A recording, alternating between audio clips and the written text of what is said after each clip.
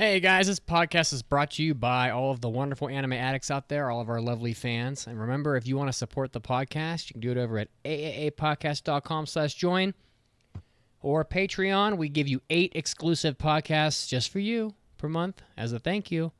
And also access to our member RSS feed and our undying love and so many other things. So again, over at aapodcast.com/join or Patreon, you can help make sure that this podcast continues to exist just the way you like it. And with that, let's start the show.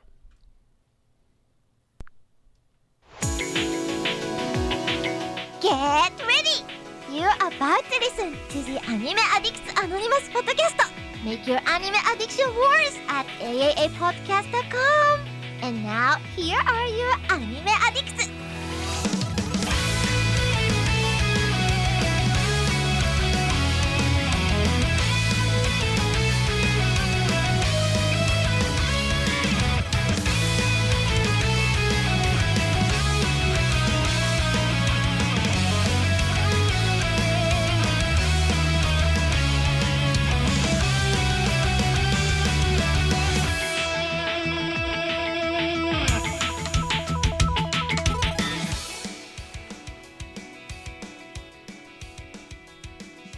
Hey everybody, welcome to the podcast, episode 595 of the Anime Addicts Anonymous podcast, and I am your host, Mitsugi, and I'm joined here by a single anime addict, but she's worth at least 2. It's Caroline. How are you? Aww. Oh, I'm good. Does that mean I get 2 paychecks? Oh, well, let's not get crazy. No. How's it going? Pretty good. And all of you at home, thank you for tuning in wherever you're listening from, whether you're on Twitch, whether you are at the grocery.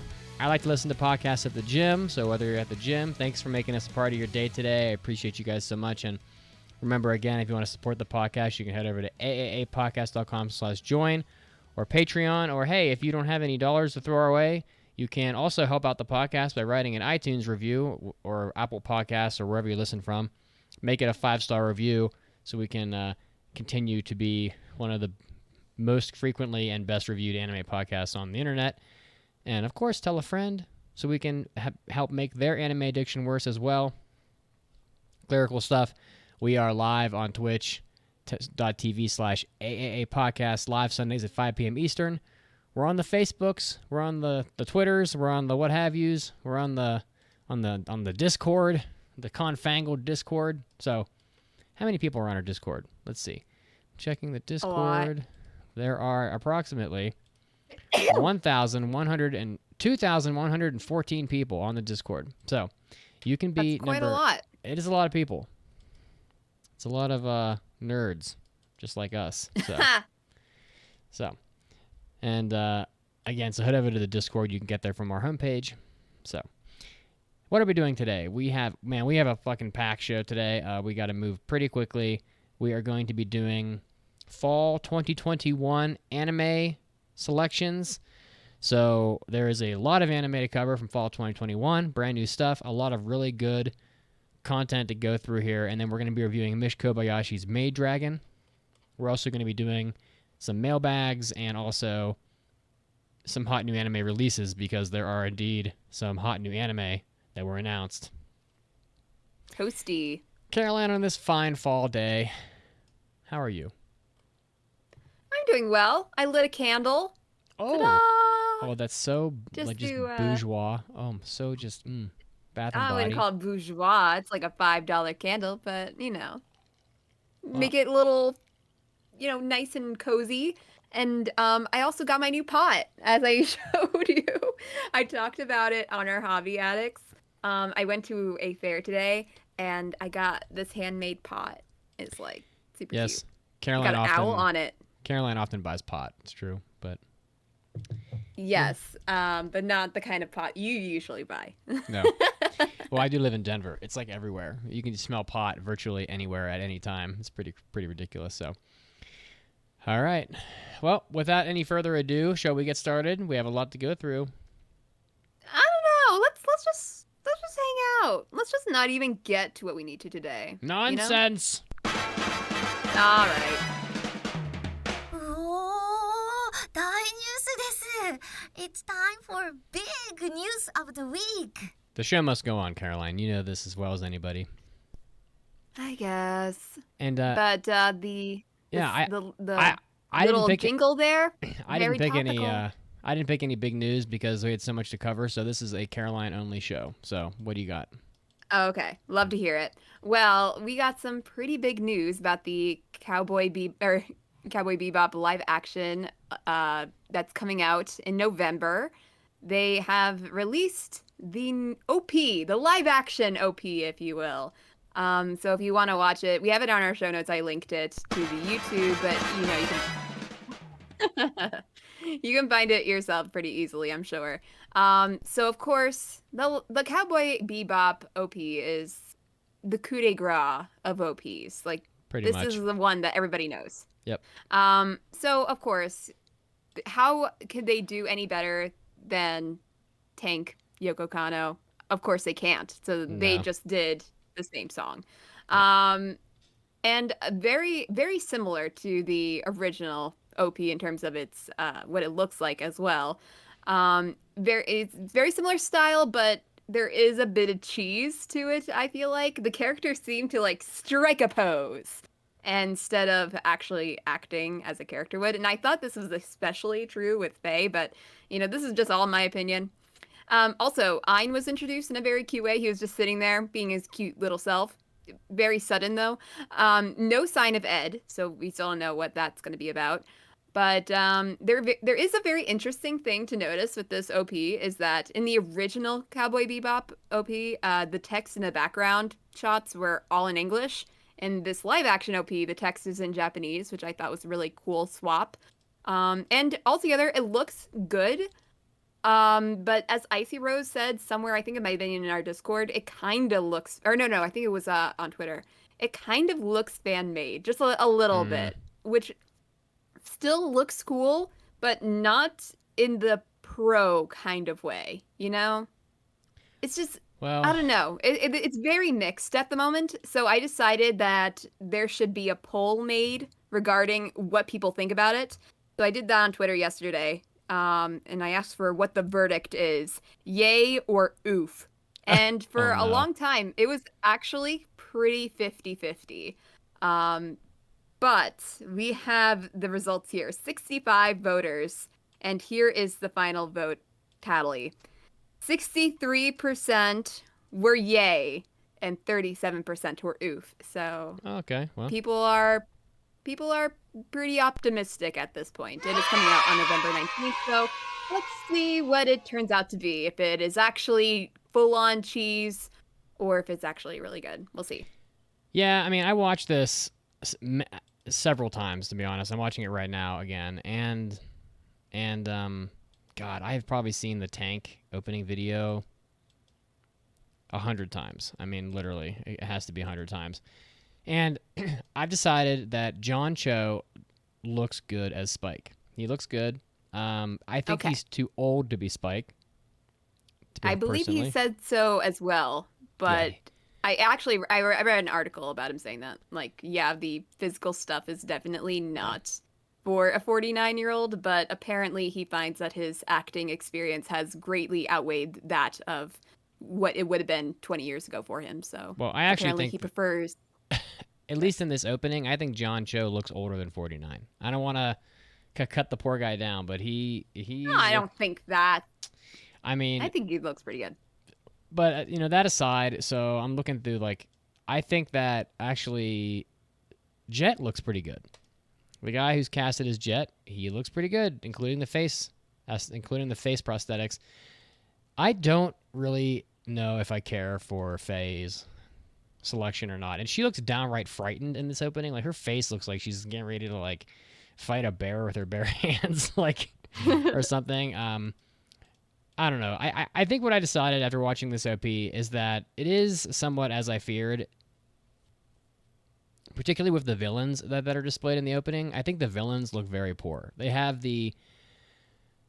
what the hell is his name? The Pierrot something like there's like a horror episode in Cowboy Bebop, like somewhere in the middle of the show, where there's a guy who like murders people, and he looks like the Penguin from Batman, and he's in this OP. I don't know why he's in it, and he looks fucking ridiculous. I would omit him if I was editing the show.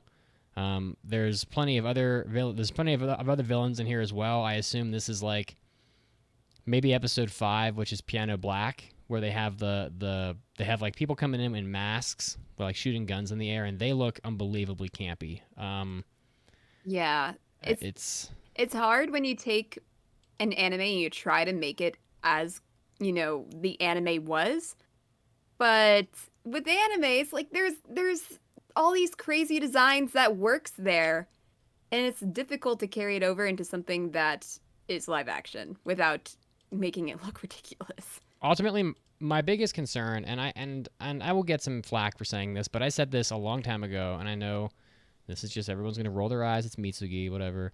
But when you get to the 49-second mark of the trailer is when they kind of get to the Ed sort of portion of the trailer. There's like a stuffed animal bear, and then like someone holding like a detonator, and that portion of the trailer. And also at the end of which I assume that's Ed, and then at the end when they get to Ein, I just think that Ed and Ein should be taken out of the TV show. I know that people would like flip a shit, but Ed is not going to adapt well in the show. I don't even know if Ed's a guy or I think it's a girl. She is not going to come off well to audiences. It's just going to be too ridiculous. I think that it's going to be super campy with her in it, and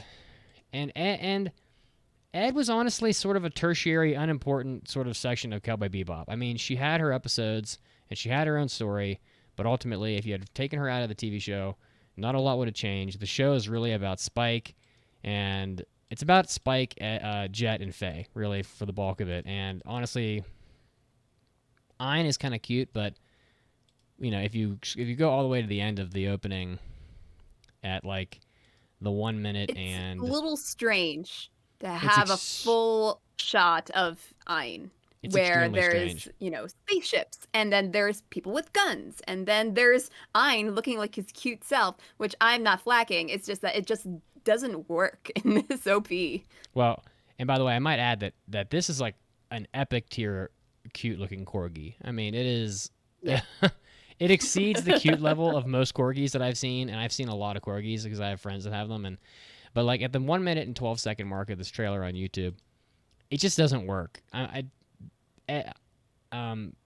in the trailer, it just looks pretty silly. A couple other comments. There's some more villains, I assume, come in. There's like a guy who looks like I don't know what he's supposed to be, like a cross between like Bruce Lee and Samurai Jack or something. I don't know, like around the 55-second mark, they start introducing more villains, and they just look, including they got Vicious in here at 59 seconds, and he looks extremely poor. I don't like his cast at all. He looks like he's wearing a fake wig. Like, he just doesn't look good. So I'm a little worried about it. You know, I hope that they're not trying too hard, but every time a villain is displayed in this opening, and there's a lot of them, I just think they don't look good at all. And I don't think they really had the villains in the original opening. So... Yeah, they did not have as much in the original. I feel like the original opening was much more of a, like a graphic design kind of thing. I'm a little concerned. I'm not here to like talk shit on Cowboy Bebop. I've seen this anime 40 times. I know every word of every episode of it. I probably have seen it more than any other anime. And I love the music, and I love everything about Cowboy Bebop, and I want this TV show to be phenomenal. I just think it looks campy. And I think that it looks campy in a way that isn't good. And I think that it may be that some fans of the TV show will love the fact that it looks like this, and that it retains like all the goofy bullshit that Ed was doing in the TV show and all that. But there are going to be a lot of fans of this TV show, like myself, that grew up over the last 21 years, and you know, don't necessarily identify with Ed flailing her arms around and like screaming and flying remote control helicopters or whatever she did. And then there's going to be people that didn't watch the anime at all and they don't know about this, and it's just not going to work for them flat out. That's what I'm worried. I hope it's really great. Like I said, I think Jet looks great. I think that Spike looks great. Faye looks okay. And obviously Ayn looks like the most perfect corgi I've ever seen. And I don't think Ed is in the trailer. Yeah. As a person who's never seen Cowboy Bebop, I'm not entirely sure what the tone is exactly of Cowboy Bebop. Like, I know generally, but I think you only really know once you watch it. So I'm not entirely sure how whatever tone comes out of the live action, I'm not entirely sure how it's going to equate to the original. So this will be an interesting experiment. We will have to make time for. Yeah, I mean, I think that I'm unbelievably excited for it. I think when it comes out, it's going to be binged immediately. I just hope it's good. I think it'd be nice if they made a second season of it, because they're not going to be able to cover all of the TV show in this 10 episodes. So that's about it. I think that if you want to see the trailer, go on YouTube, and Netflix is under net. You can just pretty much look for the trailer on YouTube. It's on there. People know how to find things. So, and that's about it. So, but there are some pretty good visual effects in the trailer. So, I kind of like how they dip in and out of animation in the trailer. So they'll have like the live action shot, and then they'll fade to black, and it'll turn into an animated shot. But we'll have to see. Are you going to watch Bebop before the TV show comes out? I was going back and forth on it, but I figured it would be for the best if I held off on it until the end of the live action. Just since I'm the only person who hasn't seen it yet, it might be good to have the opinion of somebody who's just going in without the, the opinions of somebody who absolutely loves the anime. Okay. Well, one way or the other, I recommend you watch the TV show, at least afterwards, maybe. Oh, yeah. Yeah, because it definitely will be watched. Yeah, it is like pretty much a 5 out of 5 TV show, for the most part. And it's, it has classic. A classic. Okay. A classic. All right. Well, that's pretty exciting, and I'm glad you talked about that because I didn't know that the trailer was out, so I got to see it. Yeah, it literally came out yesterday, so. Oh, wow. Okay. All right. So, moving on from that, we have. Shall we get into impressions? Oh my God, we have these anime picks, and it was very contentious, Caroline. I want to ask you. You pulled an Enzo on this selection and studied Mason and my picks, and basically just totally savaged poor Mason's list. I mean, yeah. It's how do you feel about that? I will not make excuses for what I did. Mm-hmm.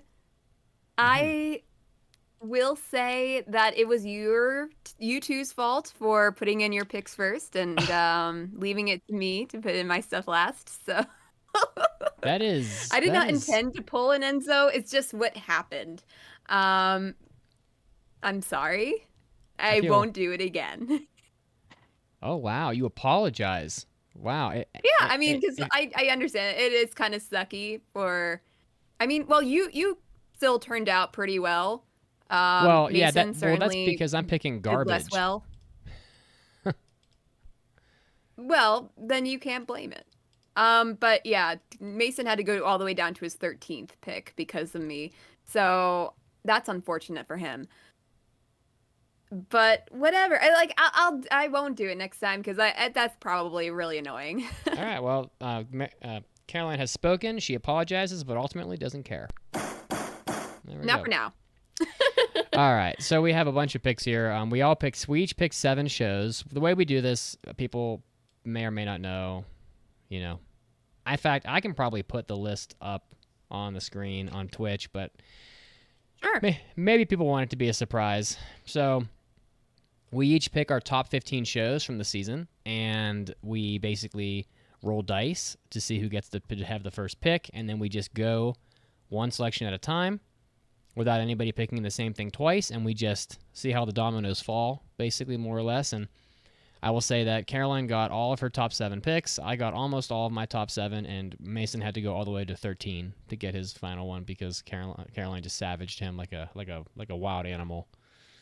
I mean, it wasn't just my savagery. I just got a good roll as well. You brutalized him. I was both savage and I got a good roll. You killed him, Caroline. Sorry, Mason. Yeah. Well, he's not even here to so he can't even complain. I know, he doesn't care. He doesn't care. Anyway, so I will I have drops for each of these from Pancake. She's very harsh as usual. She doesn't give a fuck. She has no filter. So I will go first. My first pick is Platinum End. It is a Signal.md show that is the studio that did Recovery of an MMO Junkie, directed by Kisei Kazuchika, who was the chief director on Ghost in the Shell Arise Alternative Architecture. Based on a manga, after the death of his parents, a young Mirai Kakehashi is left in the care of his abusive relatives. Since then, he has become gloomy and depressed, leading him to attempt suicide on the evening of his middle school graduation. And I will say in the trailer, this guy does not look anywhere near middle school.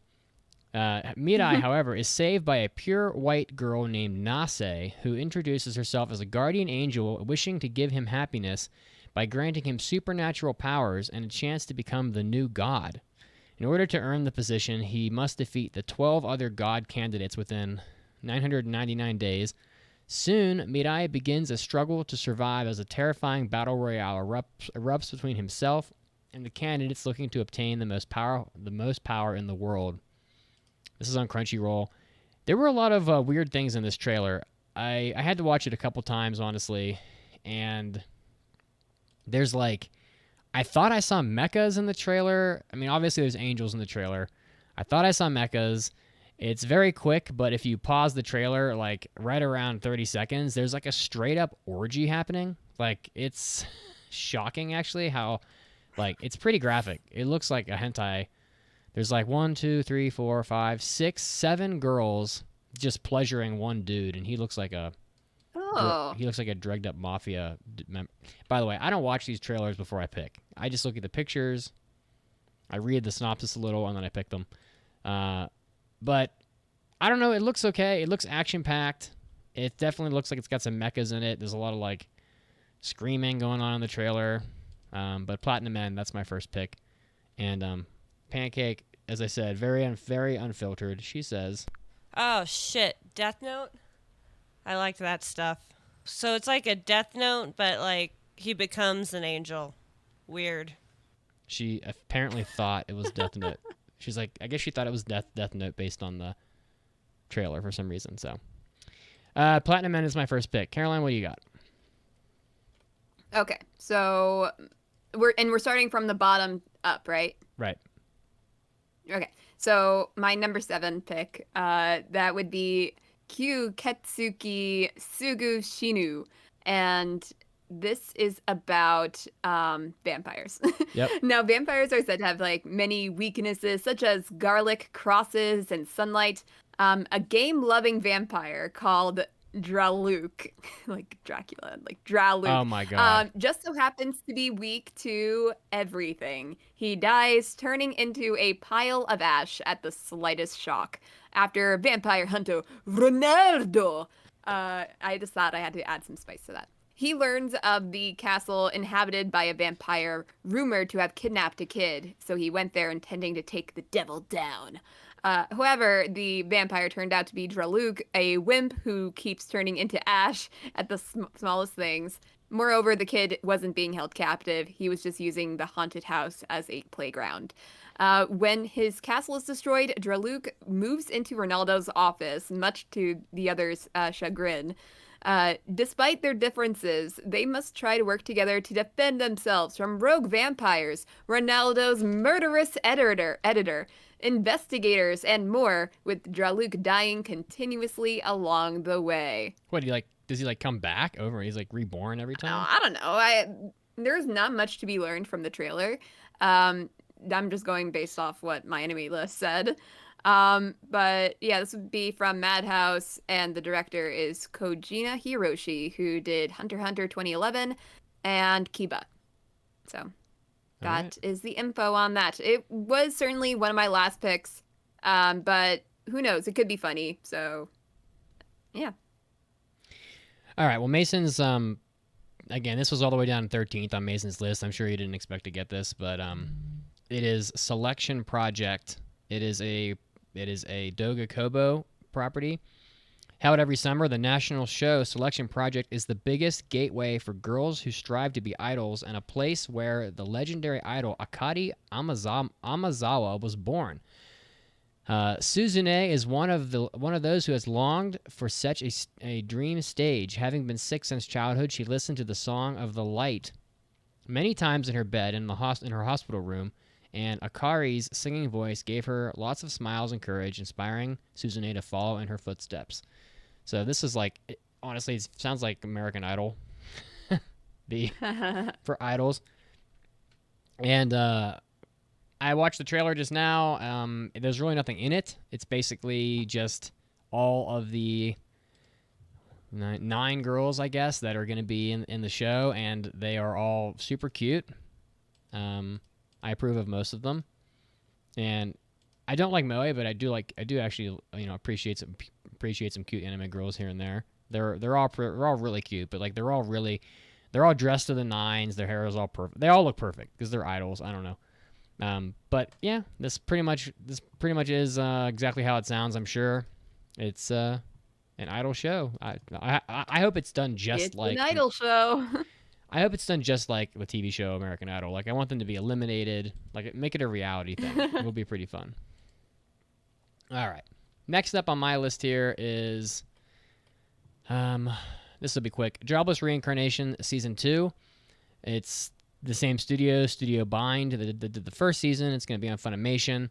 There's really not much to say about this, I don't think. I didn't even really bother watching the trailer, but this is going to be probably the most watched anime of the season, if not one of them.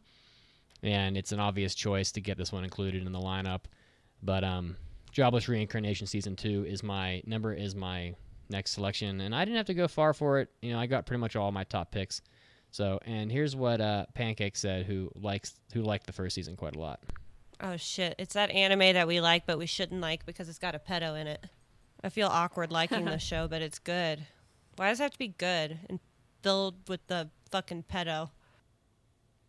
She's not wrong. She's great. So, very unfiltered. Caroline, what do you have next on your list? Okay, so my number 6 pick was Senpai ga Uzai Kohai no Hanashi, or in English, I guess that would be called My Senpai is Annoying, which is a manga that I heard Mandy talk about a long time ago, so I figured if she talked about it, then I might as well check out the anime. So, here's the description. Igarashi Futaba's new job would be great if her senpai, Takeda Harumi, wasn't so incredibly annoying. Futaba hates his laugh, she hates how big he is, and she really hates that he treats her like a little kid. Just because Futaba is short and looks young doesn't make her a kid, and just because she spends so much time with Takeda doesn't mean she sees him as anything more than an annoying senpai. Oh my god. Does she? Oh yeah, of course. So, yeah. Well, I don't know. I can definitely see this one not being as good as I would like it to be, but it might be a good watch. We got it from director Ito Ryota, who did Sing Yesterday for me, and that's really the only credit that I recognize from the list. And then it's from Studio Doga Kobo. So, yeah, I will be interested to see if it was a good recommendation. Is that that's the second anime we've had already from Doga Kobo? Oh, really? Yeah, I mean, yeah. I'm just hoping that because the main character is 4 feet tall, I'm hoping that it doesn't get weird. Because, Japan can get weird with that kind of stuff. All right. The next one is from Mason, is The Night Beyond the Tri-Cornered Window. Sankaku Mado no Sotogawa wa Yoru. Shy bookstore clerk Kosuke Mikado has the ability to see ghosts and spirits, an ability he wishes he didn't have, since what he usually sees terrifies him. Rihito, an exorcist with supernatural powers that are as strong as his social graces are weak, doesn't seem to fear anything, mortal or otherwise. And when the odd couple gets together to solve bizarre cases that come their way, their work methods may not entirely be safe for work. This is a boys' love anime, based on a manga from Studio Zero G, who did Grand Blue. So that's, I mean, yeah, it's pretty obvious from the PV that I just watched that it plays out like a crime drama with like very like detective looking people looking at crime scenes and whatnot, sort of in the trailer, but it's definitely boys' love. Pretty obvious. Mm-hmm. Yeah, So- I watched the trailer and I was considering it at first based on the description, but then I was watching it and I'm just like, I don't know. So I left it to Mason. Boys' love is not really my thing, in all honesty, but yeah, I feel like it just easily like turns a bit creepy. I don't know why sometimes like with different genres they just have a tendency to make it creepy for me. I don't know. But I don't know either. It is what it is. What do you got? Okay, so my number 5 pick, would be Komi-san wa komyushu sho desu. She can't communicate. Komi can't communicate. It's going to be probably one of the most watched shows, Yeah, I'm I guessing, think you're this right. season. There's a lot of fans for this. So if you are unaware of what Komi-san can't communicate is, it is about a girl named Shoko Komi. It is her first day at the prestigious high school, and she has given the status of Madonna. She has long black hair and a very graceful appearance, and she captures the attention of everyone she comes across. But she doesn't really communicate with anyone. Then you got this guy. His name is Hito Tadano, and he is a average high school boy and has a motto of read the situation and make sure to stay away from trouble, which is a very specific motto. But he finds himself sitting next to Shoko, and now everyone is seen as everybody sees him as the enemy because everybody loves Shoko. One day, he was knocked out by accident, and he found himself waking up to the sound of Shoko's meow. Her meow. He lies that he heard anything and causing her to run away, but before she can escape, Hito summarizes that she cannot talk to others easily, and in fact has never been able to make a single friend, so he resolves to help her with the goal of making 100 friends so that she can overcome her communication disorder. So that is the long and the short of it. It's directed by Watanabe Ayumu. He did a lot of Doraemon stuff, and he also did Guruzeni. How about that? Oh my god, I love Studio Guruzeni. OLM. I know you do, so that's why I made sure to mention it. I love it. Yeah, I'm always surprised when you get a list of stuff from directors and it'd be like Guruzeni, Doraemon. I'm like, okay. Well, these aren't the same at all, are they? Yeah, one of these things is not like the other. But I don't know, I feel like that happens with every single director. They just have the stuff that they worked on for so long and then they try to expand from that. Yeah. But, yeah. I really I'm looking forward to this. I really wonder how hopefully it'll like be good. studios have like, I know they have a stable of directors they assign work to, but I always kind of wonder how they decide who to give what shows to, because like you said, sometimes these directors, they're just like doing completely just random shit that's not even remotely similar, and you got to think that not everything is in everybody's wheelhouse. Like not everybody's going to be great at directing horror, not everybody's going to be great at directing like romance. So it's like I don't know. I realized we got out of order, so We did? I think so. Yep. No, we can talk about Mason again. Oh, but we got to do mine now. But Mason's next, isn't he? I think I'm next. Oh dear. It's okay. Okay, whatever you say. It's okay. The next one is one that will make everybody roll their eyes, but I picked it because, well, I think it's actually one of the most like watched. It's got a pretty high amount of people that are following it.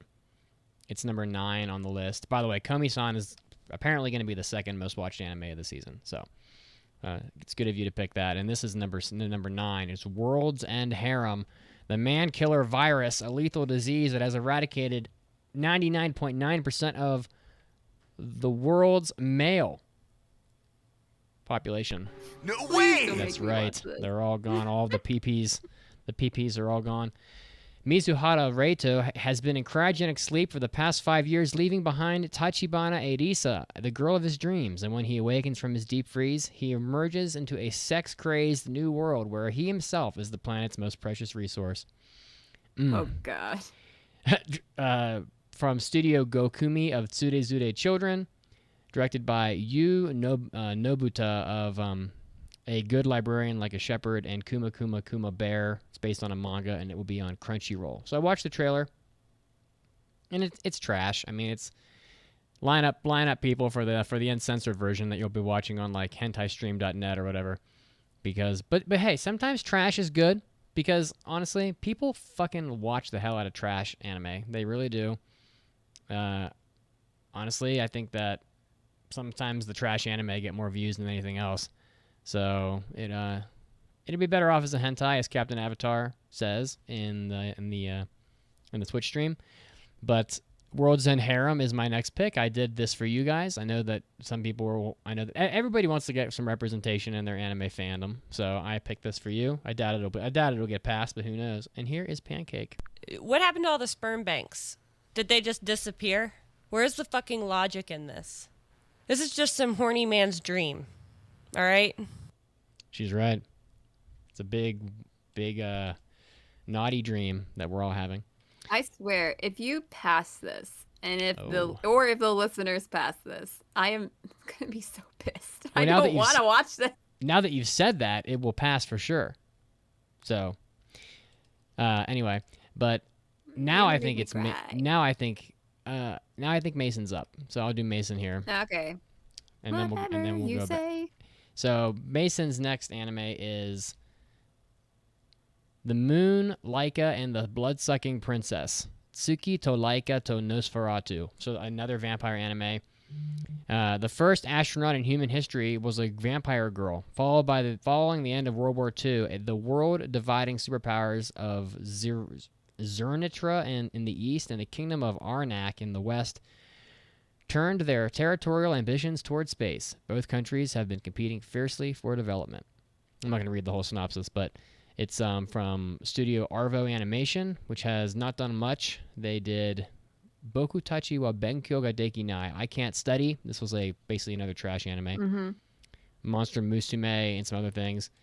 So I watched the trailer. The Irina, who's the astronaut girl. She's pretty cute. I like her. You know, I tend to think. watched the. What did you think? I considered this one myself. I was really drawn to the fact that one of the first sentences in the synopsis is that, vampire girl goes to space. I'm like, okay. Yeah. So I was considering it, but nah. Let me be honest. There's like 150 vampire anime, and 148 of them are fucking horrible. So. Yeah, and I already have one vampire anime on my list already. So this was Mason's next pick here, but I doubt it's going to go very far. So, what else we got? How about you, Caroline? What do you want? What else have you picked? My number 4 pick is Saihate no Paladin. I forget I don't know what it is in English. I was interested in this one. But yeah, this was another one I swept from Mason. I'm sorry, Mason, but this one sounded really interesting. In the city of the dead, long since ruined and far from human civilization, lives a single human child. His name is Will, and he's being raised by 3 undead. The hardy skeletal warrior named Blood, the graceful mummified priestess called Mary, and the crotchety spectral sorcerer named Gus. And they love this boy, they raise him, and they teach them all that they know. But one day, Will starts to wonder, who am I? And Will must unravel the mysteries of this faraway dead man's land and unearth the secret paths of the undead. He must learn love and mercy of the good gods and the bigotry and the madness of the bad. And when he knows it all, this boy will take his first step on the path to becoming a paladin. Oh boy. So it sounds good. Yep. And it's not like it's like an isekai. It's like a proper fantasy, which we don't really get enough of. So this is from director Nobita Yu, who is doing World's End Harem.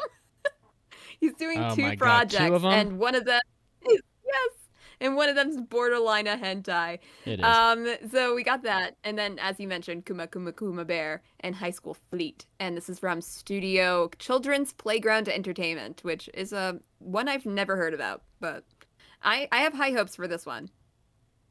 Okay. Yeah, I was really interested in this one. I think I had it on my list somewhere. Yeah, it was on my list. It was number 9. So I hope it's good because I kind of want to watch it. Me too. All right. Now, next up is probably one of the most controversial shows of the season here from me. Oh, no. Actually, I'm skipping one. We'll do that one next. Next up on the list here from me is a show called The World's Best Assassin, to reincarnate in a different world aristocrat. Toto, I have a feeling we're not in Kansas anymore. I am always the guy that picks all of the isekai shows. So I know I picked a couple isekai. it's just how it is. I pick them all, it seems like. I think 3 of my shows are isekais this season. It's because the reincarnation one we already did is, Anyway, the greatest assassin on Earth knew only how to live as a tool for his employers until they stopped letting him live. Reborn by the grace of a goddess into a world of swords and sorcery, he's offered the chance to do things differently this time around. But here's the catch. He has to eliminate a super powerful hero who will bring about the end of the world unless he is stopped. From Studio Silverlink, which is a very prolific studio lately. Chivalry of a Failed Knight, Kokoro Connect are 2 of their better-known shows, and also director Masafumi Tamura of Misfit of Demon King Academy. This is a light novel, of course, because most isekais seem to be light novels, and it's going to be on Crunchyroll. The trailer looked pretty good. It has a lot of action in it. I like the premise of a assassin trying to hunt down the hero of the world. It sounds like a little bit different than what you're usually used to seeing in isekai shows. So we'll have to see how this one is. I hope it's good, and here's what Pancake said. Bruh, I don't know about this one. I'm gonna be honest. Is this another isekai? It's gonna be fucking trash. You should stop trying. Trash. She's so harsh. Oh Not my very gosh, nice. she's so brutal, and I love it. Do you? Oh yeah, I feel like me and Pancake are very similar people, but she is a lot. She doesn't mince her words like I would. No, she's very brutal. The next anime here from Mason is Gambare Doki-chan, which is definitely going to be a comedy sort of romance show, but it's also listed as ecchi from Studio Atelier Pondark, which has done absolutely nothing. This is their first anime. So Wow. So we'll have to see. In a shared room with my coworker at a hotel, scandal. Although I was warned not to do anything stupid, my eyes would inadvertently turn to her legs wrapped in pantyhose. Unbeknownst to him, however, Doki-chan secretly has feelings for him. And as she struggles to confess her feelings, her rivals, both Kohai and Senpai, continue to vie for his affection. This does not seem like a Mason anime. I'm very interested why. This is just as trashy as like World's End Harem. He said that he would give us notes. He did not give us a single note. There are no notes, but this is definitely like a trash anime for sure. I mean, this is a love triangle, an ecchi love triangle, where part of it's going to start in a fucking love hotel. So, Gambare Doki-chan is Mason had this pretty high on his list. It was. Did he? Oh no, you savaged him. He had to go all the way to 8 to get this one. All right. I'm sorry, Mason. Brutal. Brutal. All right. Is it your turn now? It is my turn. All right. And my number 3 pick is Miruko-chan. So this is about a girl named Miko. She is a typical high school student, as all of these animes start out, is the typical high school student, whose life is turned upside down when she suddenly starts to see gruesome and hideous monsters. Despite being completely terrified, she carries on with her daily life, pretending not to notice the horrors that surround her. She must endure the fear in order to keep herself and her friend Hana out of danger, even if it means coming face to face with the absolute worst. Blending both comedy and horror, Miruko-chan tells a story of a girl who tries to deal with the paranormal by acting indifferent to it. Now, here's one. I like the premise, and I again heard about the manga through Mandy, and the manga panels do look quite disturbing. So I hope that they can carry it over into anime, because I am definitely in for. I want a spoopy anime for October. So I'm hoping for the Spoopy. best. But then you got her best friend Hana with the massive boobs, and I'm like, oh no. Get the big old tig old I bitties. don't- It's like I don't want to be distracted with boob jokes and floppy, big-breasted girls peepees? that I don't. Yeah, I'm hoping not for that. I mean, from what I've heard from like one person, it'll start off being about the boobs, and then it will gradually not be about the boobs, which I am hoping will be a quick gradualness. But here we are with director Ogawa Yuki, who did Fully Coolly Progressive, Ishizoku Reviewers, and Miru Tights. Ishizoku reviewers, you say? Yes, indeed. All right. So, based on that, I'm going to say they're going to put a lot of emphasis on these boobs. It's also by Studio Passion. So, Well, nobody will Yeah. watch it if it doesn't have titties in it. All right. no, Speaking they of- will definitely watch it. I will definitely watch it if it didn't have titties in it. I'm just wish that there weren't. Damn it. I Sorry. will be surprised if it's above a 2. There you go. All right. Where was that from? Like, do you even remember? I don't know. I just snipped it out of something she said. She recorded I about love that. 10 minutes of stuff from me, and I just like this would be a good drop. All right, my next Mm-hmm. show here. This is probably the one of the most controversial shows of the season, in my opinion. It is Pride of Orange, which is the hockey anime, and of course I was going to pick this, and we were calling for a hockey anime for years. It's been years and years. I love the violence of hockey. I love watching people get like lit up, just fucking smash people into the glass. You know, sometimes you get to see some blood, fights. I know that people only fight in America. Well, you know what? The NHL is in the U.S. So, and I wanted the movie Goon. Honestly, if you've seen the movie Goon, it's like this movie where they get these guys on their team that are just basically there to rough people up, and that is not really what I think we're going to get here from this hockey show, which is Pride of Orange. It's done by Studio C2C. Studio C2C did Wandering Witch, which is a pretty well-liked anime, from director Takefumi Anzai of Hitoribochi no Seikatsu, which is also fairly well-watched. And it's an original property. So I watched this trailer, and depending on the trailer you watch, you will get a completely different look at this anime, because there is a trailer where all they do is play hockey. And I'm like, okay, rock on. It is a hockey anime after all. And then there is a trailer, particularly the one that is on my anime list, where they are like dressed up like idol girls, like jumping around like idiots on the hockey ice, like for the crowd, I guess. Like they're performing at halftime in their own hockey game, I guess, or something. And then, 30 seconds later, they're like on the beach in bikinis. And I'm like, I just don't know what we're going to get out of this show. There's definitely, it's like if this was a recipe, it'd be like 1 part hockey, 1 part learning how to play hockey, 1 part idol girls, and 1 part beach episode. So it's very hard to really tell what we're going to get. What I hope we get is hockey. And I wouldn't mind watching a Moe girl break a hockey stick over another Moe girl's head. That would be great. But I honestly don't know. But this is Pride of Orange. It is a sports anime, supposedly, and we will see when this one comes out. And here's what Pancake said. Well, they're playing ice hockey. I say pass it if they're going to fucking play ice hockey, unless this is every clip of the entire anime of them actually playing ice hockey. I think she could be right. I swear honestly. she's probably correct. Like, Yeah, I I kinda feel like think with so, too. this kind of show, if they're gonna make them like really cute girls, they're not going to actually play hockey. They're not going to put all this work into making moe girls look cute and then do what they actually do in hockey, which is get hurt and actually play rough. And it's like, I just wish that they would just go for a hockey anime. I'm not all that passionate about a hockey anime, but if No. you're going to do a sports show, make it a sports show. So honestly, like, I say that I think this anime probably won't be good, and I'm gonna move on here in just a second because this is a trend lately of these like cute girls doing cute things, sports shows. There was the weightlifting show, how heavy are the dumbbells? Honestly, it wasn't really much about weightlifting. There was the rock climbing show, which was apparently horrible.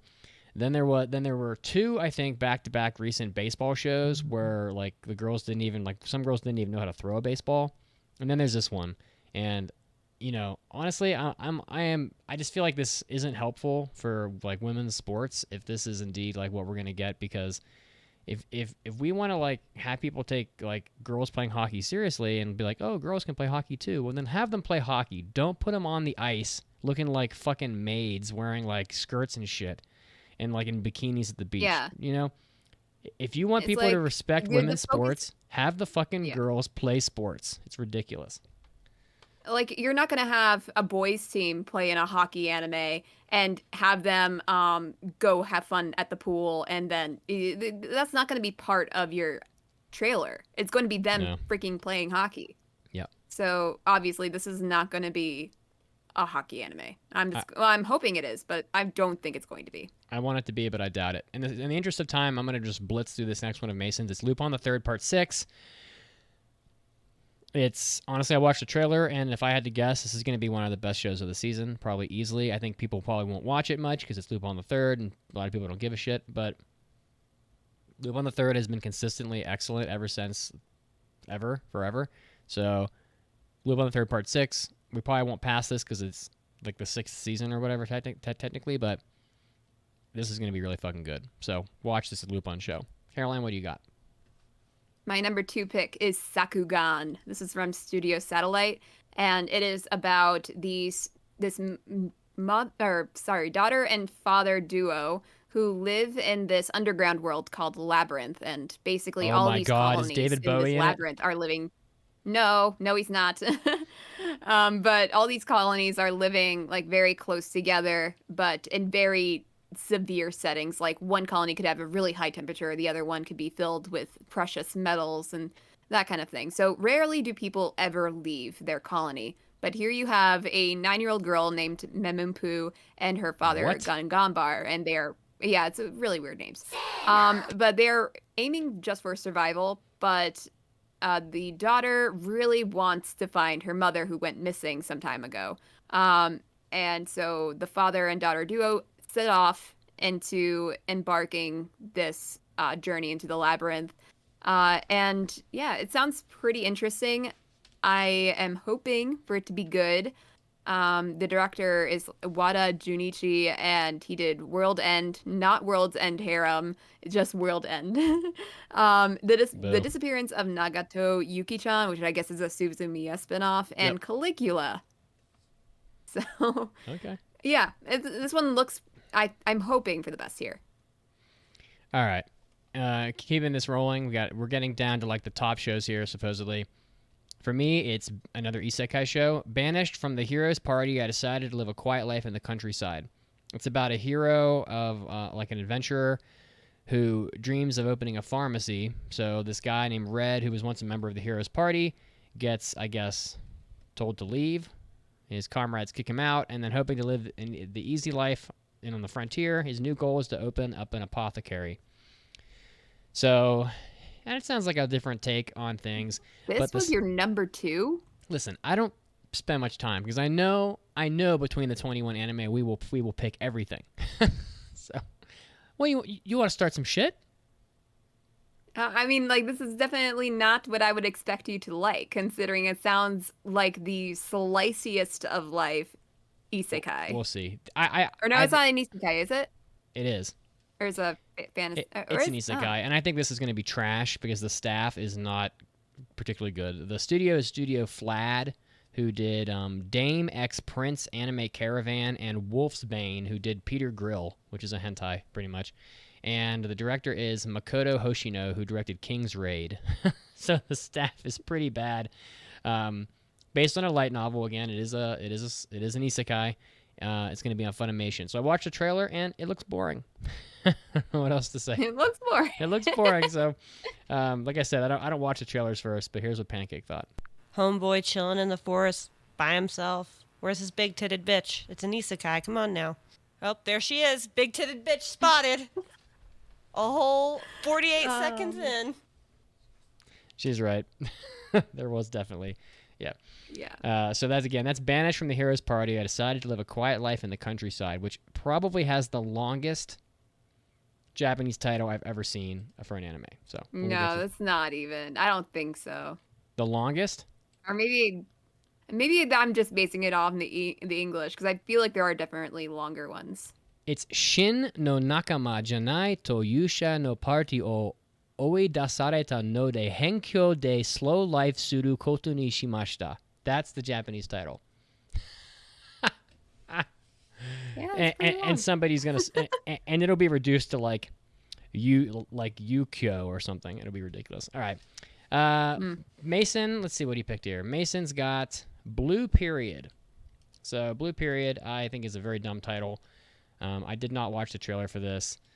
It is the second year of high school for student Yatora Yaguchi, who is bored with his normal life. He studies well and plays around with his friends, but in truth, he does not enjoy either of those activities.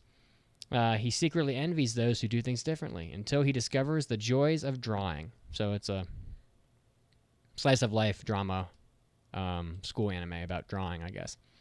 So done by Studio 7 Arcs, which did Tonikaku Kawaii, one of my favorite anime, and Sekirei, Dog Days, White Album, etc. So Blue Period, it's one of the most highly noted shows of the fandom. It's number 5 for the season. So Caroline, what is your second from your highest pick? Well, I don't know how this happened, but I'm already at my number 1 pick. We definitely got out of order somewhere. Oh, but shit. yeah. Yeah, so I'm at my number 1 pick, which is Osama Ranking. So this is from Wit Studio, and this director, this is actually his first full directing credit. It's Hata Yosuke, but he has worked on Aka 13, Boogie Pop 2019, One Punch Man, and Death Parade. So yeah, not a full director until now. So we'll see what we get from this. This story centers around Boji. He is a deaf, powerless prince who cannot even wield a children's sword. But as the firstborn son, he strives hard and dreams of becoming the world's greatest king. However, people mutter behind his back that he's a good-for-nothing prince, and there's no way that he could be king.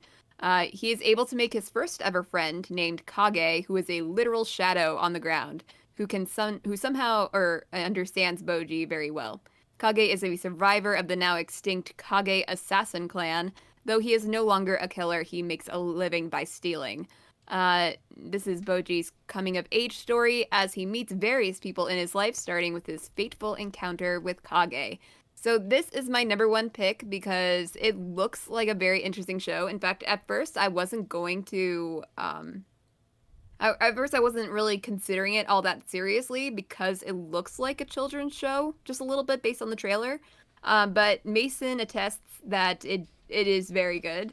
So I did sweep that from him, and I am sorry. Yeah, and everything else. I know. It's just I wanted to watch good stuff. Last season was not good stuff, and I wanted to watch good stuff really badly. All right. But yeah. All right. Well, my top pick here is I picked this because it seemed like a sci-fi show, and I like sci-fi. So I like sci-fi. It's called Deep Insanity. Madness and unawakening sleep, the Randolph syndrome. This new illness is slowly but steadily approaching humanity, caused by the huge underground world asylum that appeared in Antarctica. There are strange creatures different from the Earth and unknown resources. People bet their lives on the depths of the mysterious new world to get huge wealth, organizational plots, and to fulfill their own ambitions. So I watched the trailer, and it was there are a lot of trailers for this, but one of them looked like something out of like The Thing or The Abyss, one of these old like 80s sci-fi horror movies. It was like one that he's just like climbing an ice mountain and then comes across a bright city or something like that. Yeah, he's like basically Yeah. traversing the land in Antarctica with like micro spikes and in the middle of a blizzard, and then he finds like this fucking hole in Antarctica. I don't know, it just seems interesting. I like the concept. I don't know Yeah. if the execution's going to hold up. There were definitely some things in the trailer that looked a little not like what I wanted, but it is from Studio Silverlink yet again, who, again, Chivalry of a Failed Knight, one of their best-known shows. And the director is actually really prolific. Shin Onuma has directed a ton of shit, dating clear back to like Tales of Memories, Tales of Melodies, Watamote. The guy's got probably 20 director credits, so he's very experienced. It is an original property as well. So I don't know. It could be really terrible. I don't know. But it definitely looks like a sci-fi show, and so I'm really excited to see how this one pans out. And here's what Pancake thought. Oh, yep. There's the Mary Sue lead. Oh, big-titted bitch, little girl, another big-titted bitch, guns, trash. 100%. I will be supremely surprised if it's above a 2.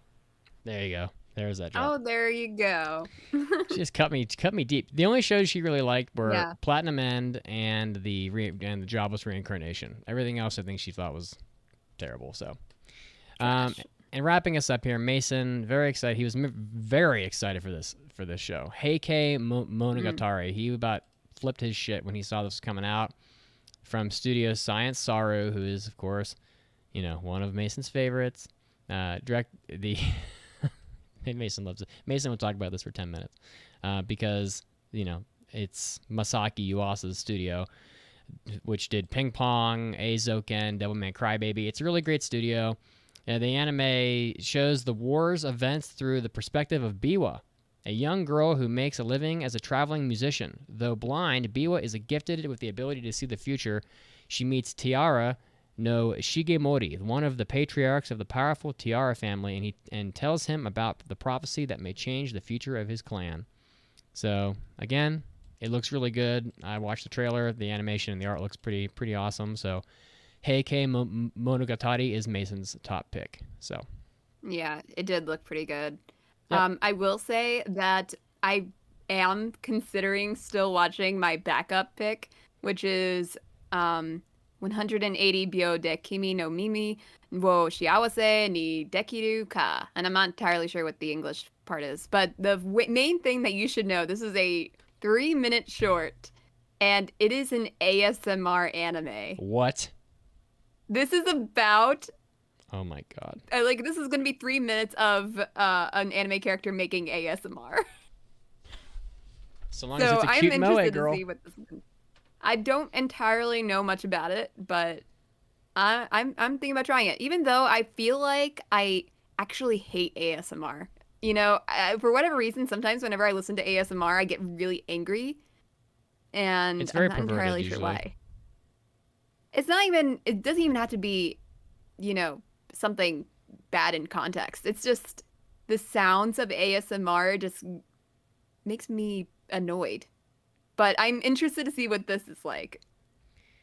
All right. Well, we got to get to the news break here so that we have time to do our review later. But we'll have to see. We're going to start these impressions here probably in just a couple weeks. So we'll know in short order, which shows are good, which ones aren't. And this season starts pretty much like this coming weekend. So around like the 2nd or the 3rd of October, a lot of these shows will be starting. So do you want to read the trivia question, Caroline?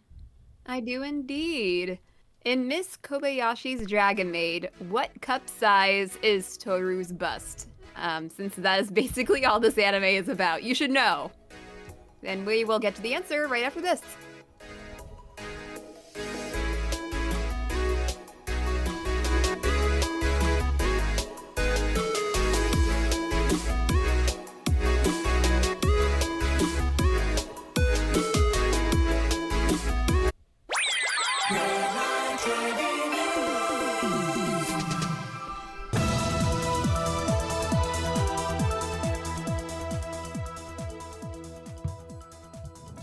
Hey, anime fans, Mitsugi is here, and I'm bringing you your anime news break, starting off with a fun character popularity poll that was done in Japan for the 5th anniversary of Persona 5.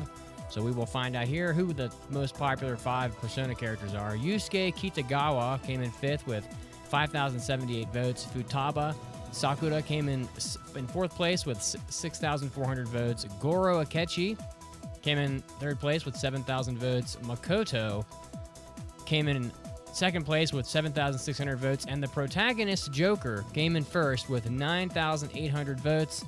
Clearly the most popular character from Persona 5. Next up, a partnership was announced between Fuji TV's Plus Ultra Programming Block and Crunchyroll. It looks like they have partnered and with also company Slow Curved to produce new anime projects, and the 3 companies are going to be proceeding with joint development work after April 2022.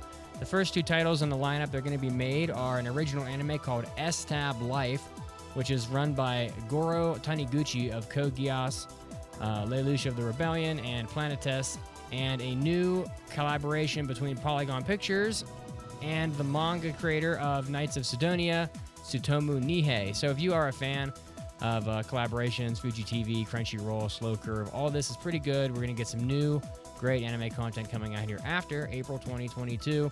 Next up in the news, Tsukimichi Moonlit Fantasy. It wrapped up with its 12th and final episode recently, and at the end, it announced that a 2nd season was announced. It's going to be coming out here fairly soon. The anime series was produced by animation studio C2C, which began on July 7th. It streamed on Crunchyroll. So if you're a fan of Tsukimichi Moonlit Fantasy, you're going to be able to get another season of this coming out pretty soon here, I'm sure. So you can enjoy that. Next up and lastly in our news today, we have a very popular manga has ended its serialization. Kiss X Sis author Bo Ditama announced that it's going to be wrapping up this romantic comedy manga in Kodansha's monthly Young magazine. Ditama originally published the one-shot in the 8th issue of Weekly Young magazine in 2004, and it began regular serialization in Beisatsu Young magazine in December 2005 and ran weekly for quite a long time. So if you are a fan of Kiss X Sis, the 25th and final volume is set to release on November 18th. So look forward to that, enjoy it, and maybe we'll see more anime content down the road. This is Mitsugi, and this was your anime news break, and now time to get back to the podcast.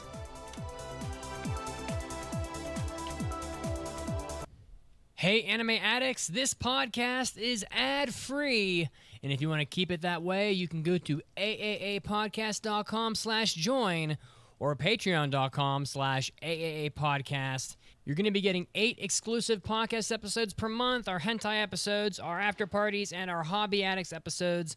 Of course, this is all very ironic since this is also an ad, and I just said that we wouldn't play any ads. Just support the podcast. Mitsugi needs more monster energy over at aaapodcast.com/join or Patreon. But seriously, there's no ads. Just this one. Maybe. Oh, yes! My queen!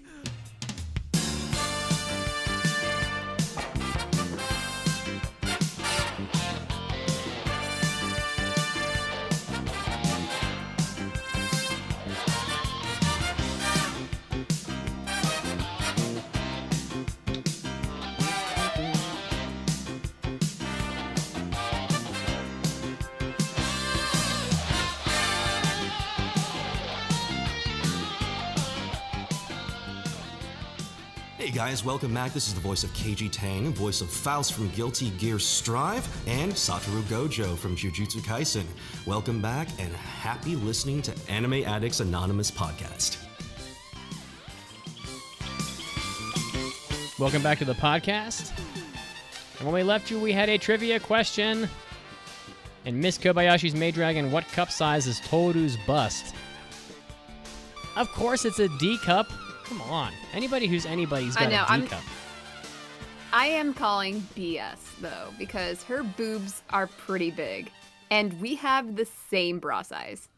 I call BS. Yeah, well, I think Iruru's boobs were probably... I tried to find hers, and it was impossible. I don't... M, well, it's an infinite number. Triple M? Of course it doesn't exist. Triple M for... It's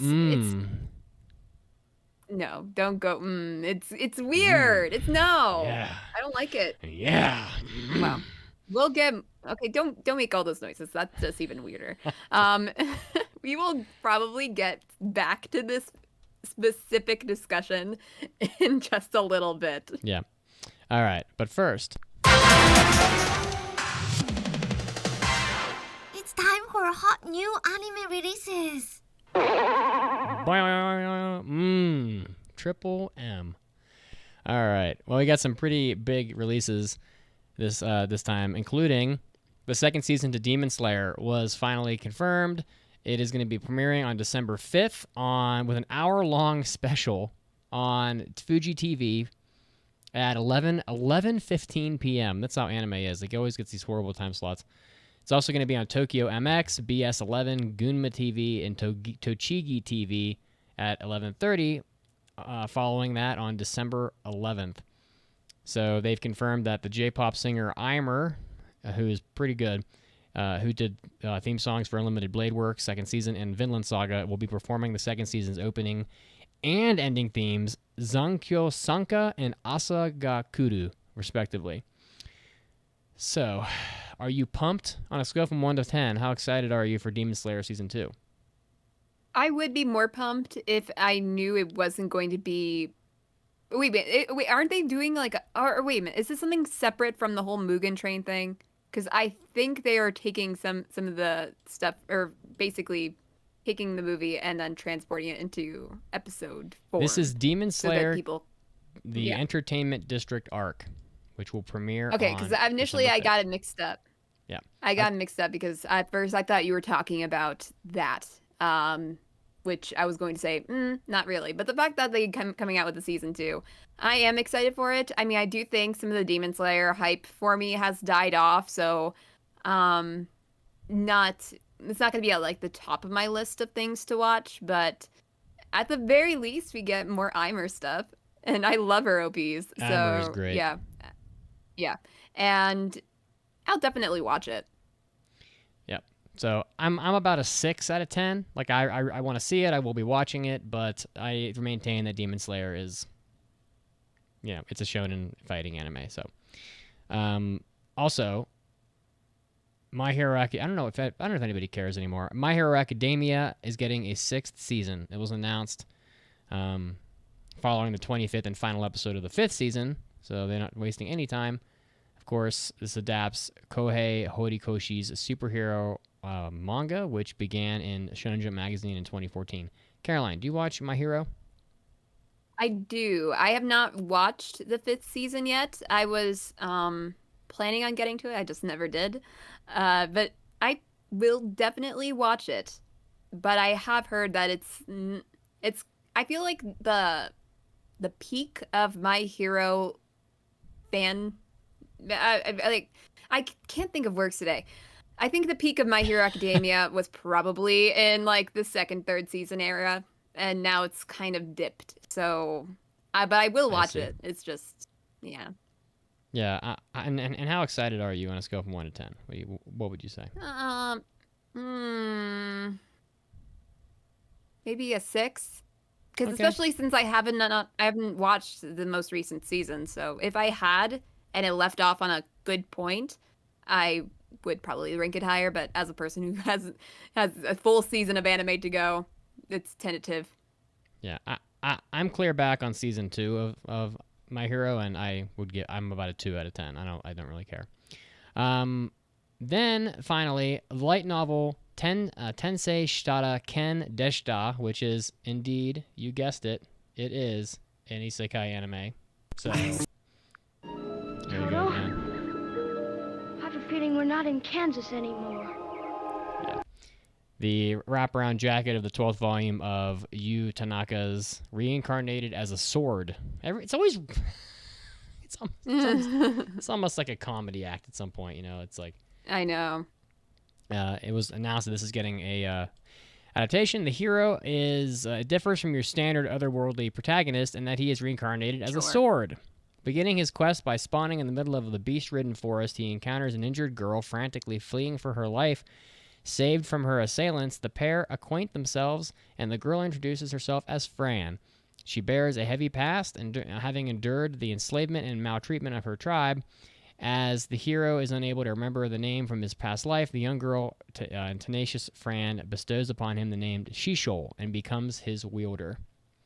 So I actually am fairly excited for this. I think that the concept is pretty cool. I like that it's a sword. I think that's pretty neat. There are sentient weapons and other properties to be sure, but I'm about a 7 out of 10. How excited are you for this one, Caroline? I also saw the announcement for this, and I'm like, this really is going off on a trend here. The whole reincarnated as a hot tub and reincarnated as a sword, and the slime anime, of course. But yeah, I hope that it is, interesting and out there. But you know how these things work. It's like it starts off by giving you ideas of it being something different, and it's going to be the exact same thing. I will say that my instant thoughts were that, how with this kind of anime, there will almost always be some sort of little bit of ecchi and maybe like, the protagonist and one of the other girl characters, and that's how it kind of sets up. One of my first thoughts were there's not going to be a lot of intimacy considering how brutally you can get injured by getting intimate with a sword. Man, if only I could be reincarnated as Iduru's bra.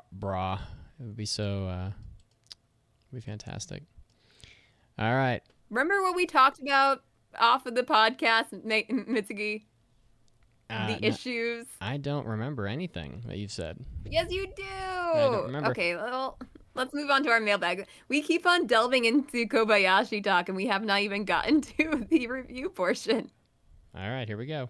It's time for an almighty anime mailbag. Anime. Anime. Anime. Mailbag. All right. If you would like to submit an anime mailbag, you can send it to aaapodcast.com and hit our mailbag button. Like we got here from Kiryu Christian, who sends us, "Hello, buddies. The opening of the 7th episode of K-On! Shows Yui and her sister putting a star on the top of the Christmas tree while asking each other if they think Santa will bring them presents this year.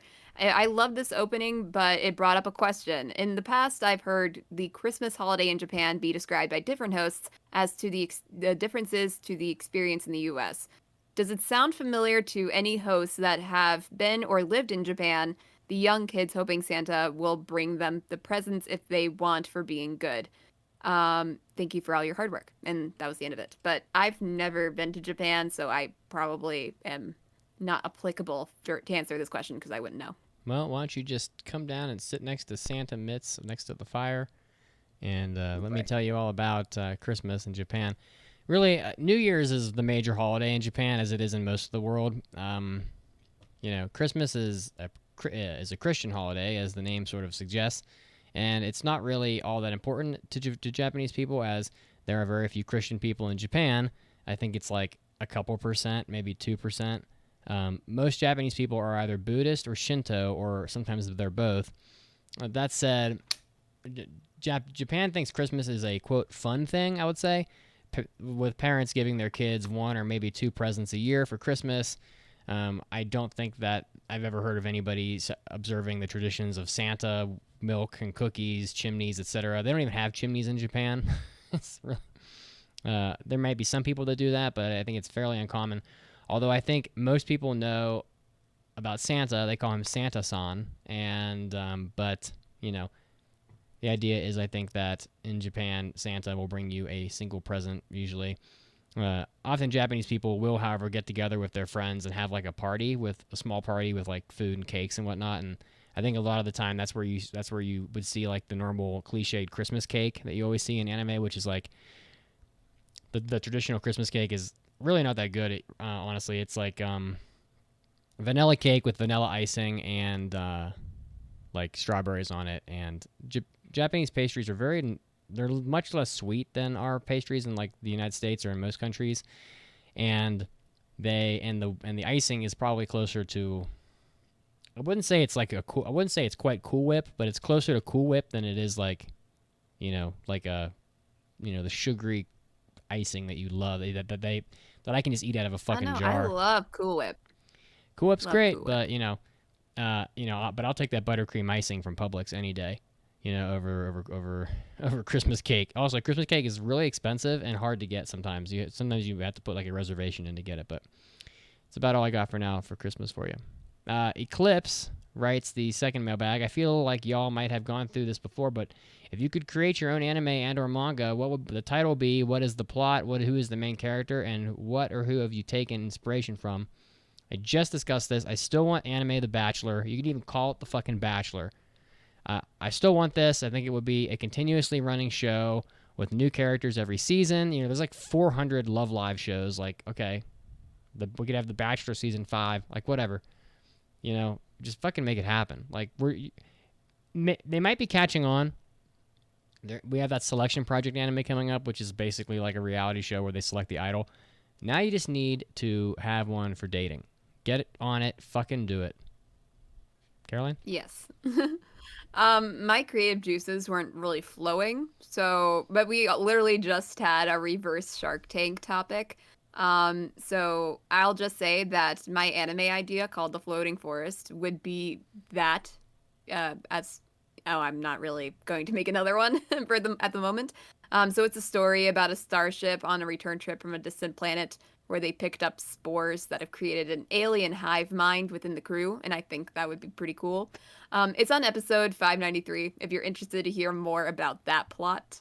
But yeah, I think that would be really cool. All right, thanks for the mailbags. Should we head into the review section? Let's do that. And again, if you want to submit a mailbag, you can do it on aaapodcast.com. There is a mailbag button on the top. You click that, you write your mailbags, and while you're there, you can submit all kinds of other things too to the show, which never go overlooked. Yes, Maid Dragon Season 2 was a summer 2021 listener's choice pick, I do believe, if I'm not mistaken. And that would be correct. Yes, and as I also recall, it had quite a lot of the listener poll from that. I'm going to bring the poll up right now because I'm actually kind of curious. Here it is right here, summer listener choice. And there were quite a lot of votes in this poll, and 1 out of every 3 people picked Maid Dragon. Oh my goodness. And there were a lot of people voted in this poll. So, okay, you can watch it on Funimation. It's also on Verve. So, and I gotta say, just a real quick side note, Verve is pissing me off big time. This anime is in like, it's dubbed in like fucking 12 languages, and oh yeah. And when you go to Verve, and you're trying to pick the season you want to watch, or you pick your dub versus sub or whatever, 2 things. 1, Miss Kobayashi's Maid Dragon is a pretty long title. And not all the title shows up on Verve. It just has like Miss Kobayashi, blah, blah, and then that's it. So like you don't know if you're picking the dub or the sub. And then when you navigate over it to like look at the episode thumbnails, it doesn't fucking tell you what language it's dubbed in. It's so ridiculous. I had to go through like 5 languages to find the English one. It was unbelievable. That's crazy. So anyway. Actually, I watched this on Crunchyroll. It's on Crunchyroll too. Okay, maybe Crunchyroll may suck less than Verve. I don't really know, but yeah, I mean they do have that thing where it's all 5 languages, but it's a lot easier to tell that it's English than or Japanese or your whatever language you're looking for. Yeah. Do we need to read the synopsis, or do you think people basically know what? I will read it. As Toru continues on her quest to become the greatest maid, and Kana... Can I just stop right there? As Toru continues on her quest to become the greatest maid, period. Can we just analyze this? What kind of a fucking quest is that? Okay, all right, moving on. And Kana fully immerses in her life as an elementary school student. There is not a day in the Kobayashi household with mischief being a daily staple. On one such day, however, a massive landslide is spotted on the hill where Kobayashi and Toru first met, a clear display of a dragon's might. When none of the dragons they know claim responsibility, the perpetrator herself descends from the skies. Irudu, the big-titted one, her of big breasts, her of massive sailboat-sized bra, the radical chaos dragon with monstrous titties, powering I can't. I just can't. Oh my god. No, yeah, okay. The radical that- chaos that's dragon the- with monstrous power rivaling that of Toru. That is the synopsis. That's literally that's the synopsis of the first episode. That's not even regarding anything of what comes after the first episode. All right. That's not to say that a lot of things happen in this show, but still. Yeah, so this is a KyoAni anime, so honestly, one thing I will say is that KyoAni's back, apparently. Great. It's fucking great because their anime look amazing. So, very happy that they're back. So, we're all happy to see KyoAni come back. Tatsuya Ishihara, who works for KyoAni, directed this, and he directed Clannad, Nichijou, and a ton of other stuff. And it is based on a manga. Caroline, your impressions, what were your expectations coming into Maid Dragon? Okay, well, here's the thing. I never watched the first season of Maid Dragon. I, of course, heard about it. And at first I was thinking about putting it on my watch list. But then I heard more about it and I decided, it's probably not for me. And then I heard more about it and I thought, I really don't want to watch it. I don't, everybody knows this about me. I am not huge on ecchi. And when you have 3 characters in a show with the biggest boobs you've ever seen, Oh, yeah. I know what it's going to be about, and it's not going to be anything that I find interesting. So I just never watched the first season, and that's why I was also kind of annoyed that it won Listener's Choice, because I was brought with the decision, either watch the first season or go through it completely blind to what happened in the first season. And I wasn't going to watch more things of a thing, or I was going to watch more episodes of a thing I knew I wasn't going to enjoy, so I just went into the second season. And honestly, it wasn't all that hard. There really isn't too much to get confused about. But yeah, I knew I wasn't really going to be thrilled with the show, and that was what I was going into with it. Yeah, so for me, I knew it was KyoAni, but so I fully expected the show to look fantastic. KyoAni has a history of pretty much being the best anime studio as far as visuals are concerned, without a shadow of a doubt. Except for like movie studios, of course. But I didn't really know much about the content. Like I thought Maid Dragon, silly anime, probably just slice of life comedy. That's about all I knew going in. I think what I got was not what I expected, to be honest, but maybe not entirely off the mark.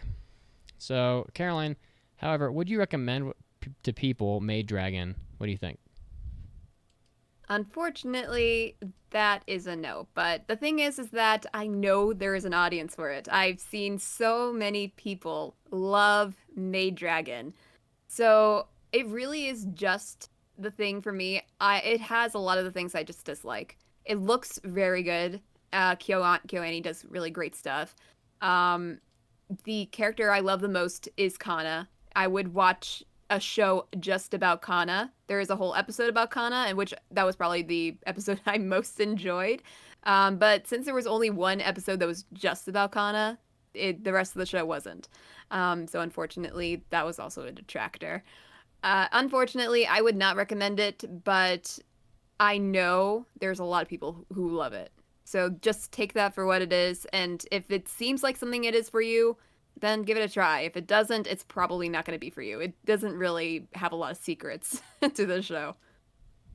Yeah, for me, I also would not recommend Maid Dragon. I actually, considering the amount of ecchi that's in this show, I actually feel like I would be kind of embarrassed to recommend Maid Dragon to most people. I find it...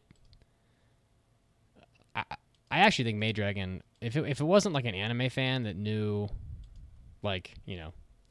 knew how anime is sometimes, quote unquote, like Maid Dragon, I think can be quite offensive. Actually, there's definitely some like exploitation of children going on in Maid Dragon, particularly I would say. So, I just don't think I'd recommend it. I think that there are definitely people that will enjoy Maid Dragon for sure.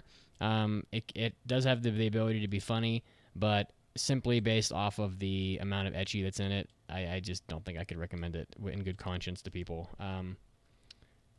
Unless I knew that they enjoyed like other anime that were similar to that, in that sort of vein. I don't know that there's much else to be said, but I will play the spoiler drop, and then we'll move on from there and see what happens. Spoilers are coming. Oh my god. Caroline, do you have any Welcome, ranting? everyone. Any ranting you want to get out of the way? Welcome to Boobcast. I don't know. I feel like I've had this rant so many times before, and I don't really need to get too much worked up by it. I will say, though, it's just infuriating seeing a character that literally looks like she's 10 years old, and she has boobs that are bigger than her entire body. It's just gross. And I don't know anyone who would find that pleasing to the eye, and if they do, I would probably be not wanting to have my children around them. It's just, I don't even find it very funny when they make jokes about it. It's just not funny. And it's not even like, oh, it's so offensive, it's not funny. It's even boring, not funny, you know? Yeah, Idudu's 15, by the way, just so you know. Not that really changes anything, but that is how old Idudu is. Yeah, it's like, just with a whole industry of anime and manga and that kind of thing, they'll say, okay, they're whatever years old, and say, but that makes no difference between how they look and what age they are. And even if this girl was 35, even if any of these characters were of age, I still would find the just grotesque way they make their bodies. It's just really disgusting to me. And I'll just leave it at that. Yeah, I am not particularly offended by Maid Dragon. Honestly, I'm not really offended by anything for the most part. But Pancake sure was offended. Honestly, I'm glad. Originally, she was going to come on this podcast, and then she found out in the middle of the week she had to go to out of town for work. But I'm actually glad she's not here, because I don't know if we could have a real conversation, honestly, about this with her, because she would be so livid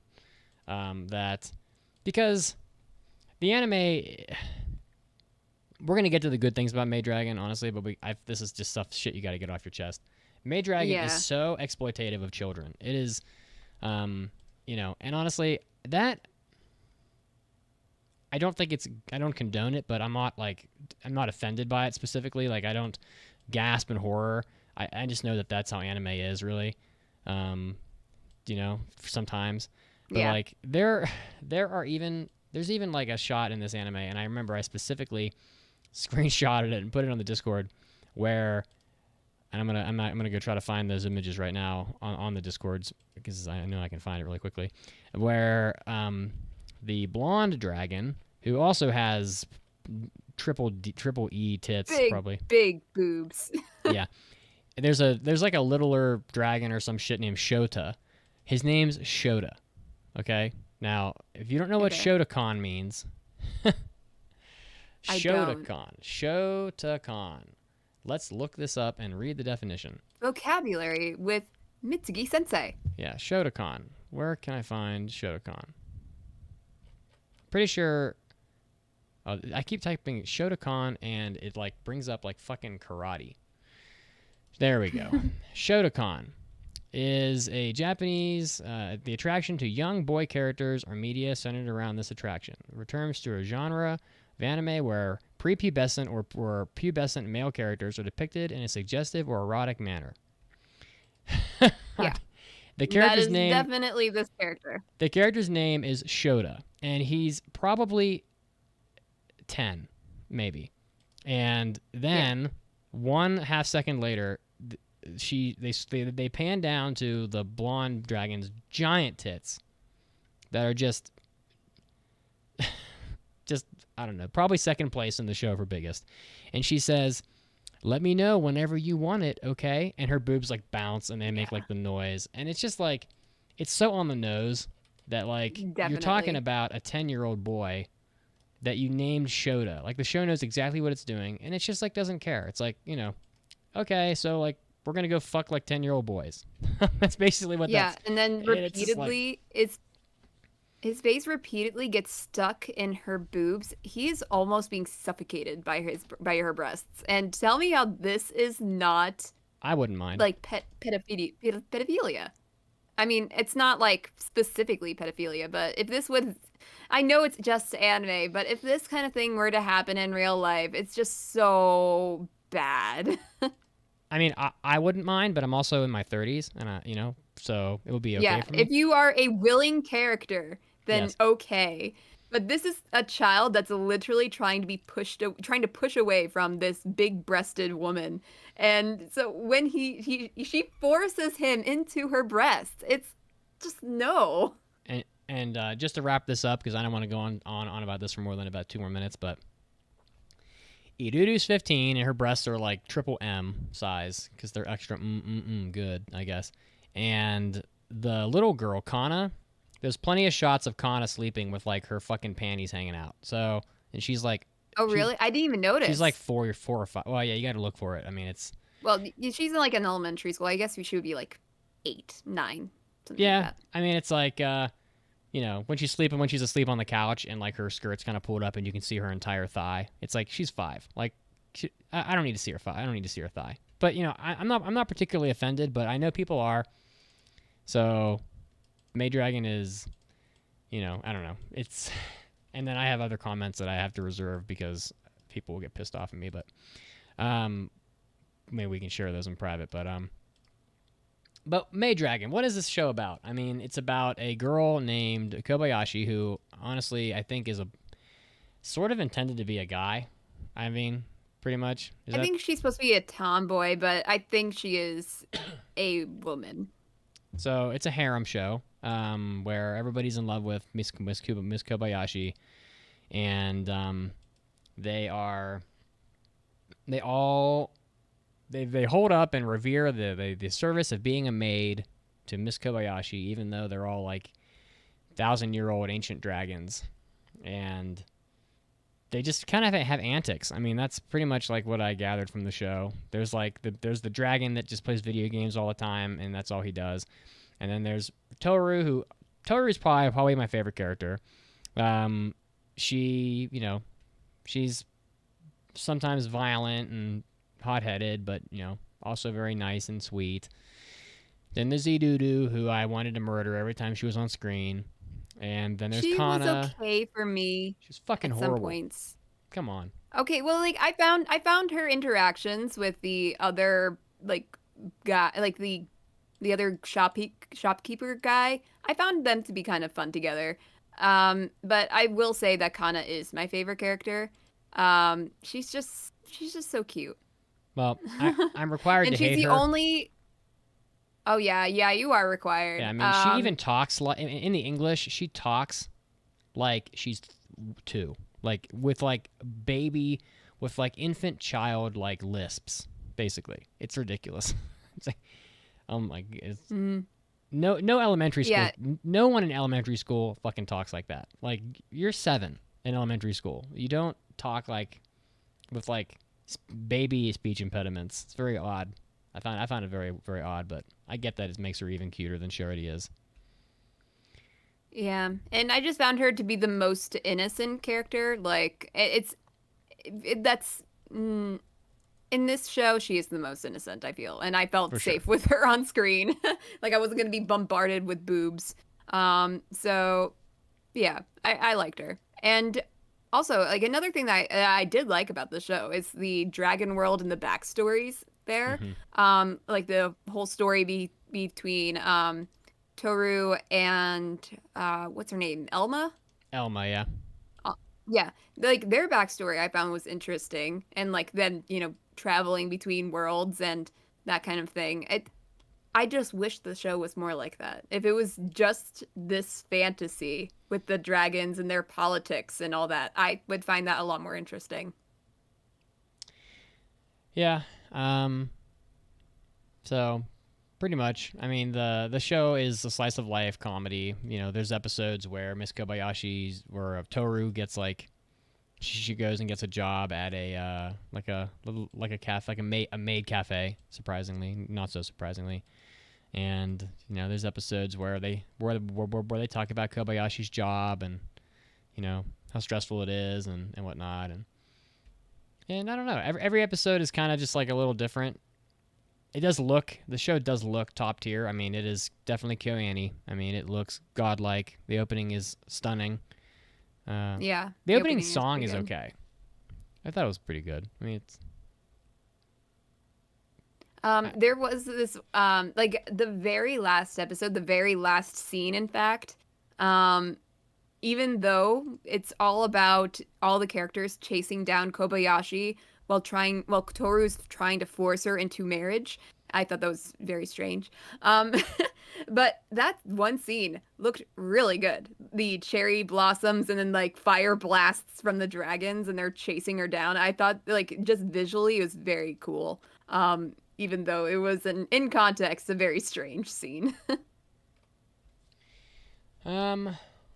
Yeah, I thought that some of the action scenes were outstanding in it. The fight with Elma, it was like episode 7 or 8. The fight with Elma and Toru was pretty awesome. It was like almost like Dragon Ball-esque, like levels of speed and power, which was pretty neat. KyoAni does shonen. Yeah, pretty much. And so even though we talk a lot of shit, like the show's not all bad. I really think that the slice of life ecchi crowd probably thinks this anime is the greatest thing that's ever happened because it looks fucking phenomenal. It has at least lively characters, I would say. I mean, half of them may be perverts, but they are extremely lively and they're all very different. Like they all have a unique personality. Quetzalcoatl is, kind of soft-spoken. Oh, I hate her design though. Her eyes are so obnoxious. Unbelievable. Yeah. And her hair too. I'm looking at her picture right now. You have got to be fucking kidding. How in the hell can anybody look at this Quetzalcoatl character's eyes and think that this looks even remotely acceptable? Well, that's why they're closed most of the time. I mean, they are horrendous to look at. It's my God. I mean, if both her eyes were just green, like her right eye is, that would be fine. But her other eye is like. I don't even know how to. It looks like she's wearing scleras with a yellow pupil. Like, what the fuck is going on? But like Quetzalcoatl's like this, very sort of like soft-spoken, sort of kind. She's very kind, I think. I would say for most of the season. She's a little too kind. What's that? She's a little too kind. She's a little too kind, maybe. Dude, to Shota. Yeah, well, to Shota for sure. Shota, how old is Shota? I'm not even going to bother looking. Then there's Kana. She's very sweet. Toru's sweet too, but she's kind of serious and hot-headed, and she kind of runs the household. And there's Elma, and I don't know why they let all these characters hang around that are clearly like dangerous, but but yeah, I mean, I can understand why this anime is extremely popular. I mean, for God's sake, it is in the top 100 anime ever on my anime list as far as the rating goes. So it is. God. Yeah, people love Maid Dragon for sure. And I think that the fact that it's animated to a godlike level is pretty much is a strong plus. People will definitely gravitate towards the things that just look gorgeous, and Maid Dragon certainly does. So, I mean, they brought it to they like with the Kana-centric episode, they brought it to New York City, which looks really good. It looks very clean for New York City, but it looks very good. You don't say. Although I also, yeah. Oh, and I don't. Since you've watched the dub, I don't know if you like got this impression because it was in English, but the English speaking characters, at least the like the hot dog vendor or whatever, he had a very good English dub. And not dub, I mean in the sub he was talking English. Oh, right, yeah. And it was pretty good. Yeah. That's what I meant to say. I kind of flip back and forth between the dub and the sub. I will watch the dub every time if it is dubbed because it's just easier to watch things more quickly, especially at night when I'm laying in bed. But yes, you are correct. I definitely agree. And I wonder how did they do that in dub? Because there was this whole talk about oh, I'm not speaking English and that kind of thing. I'm not really sure, to be honest. I think at that point I was watching it subbed, so Oh. I flipped over like part of the way through it, but yeah, it's fine, I guess. It's an ecchi comedy. You know, I just wish there weren't so many little kids in it. Every character in this is like a little kid, and I don't know. It's not much. That's honestly why I couldn't recommend it. Is simply because, you know, if I showed this to like my neighbor, you know, like my neighbor or like my childhood friend's parents, they would be like, "What the fuck is this? Yeah. What are you That watching?" topic that we had not too long ago, and that was the not starter anime, like do not watch your first time as an anime watcher. This would be one of them. You have to get desensitized to a lot of stuff before you do. Yeah, anime is like one of those weird things where it's like, if you watch enough of it, you'll see things like that and not even think about it. Like that's why I'm not why I'm not offended. It's like, oh, you're trying to like seduce this 8-year-old boy with your giant titties. I'm like, okay, That's normal. that's pretty normal. I mean, okay, it's and hentai anime is full of rape scenes, but like, that's not good either. But when you've seen 190 rape scenes in hentai anime, because it's just how it is, it's a wild thing. But I think you can become desensitized to just about anything if you see enough of it, and that doesn't make it right. But yeah, I'm definitely desensitized to almost everything at this point, I think.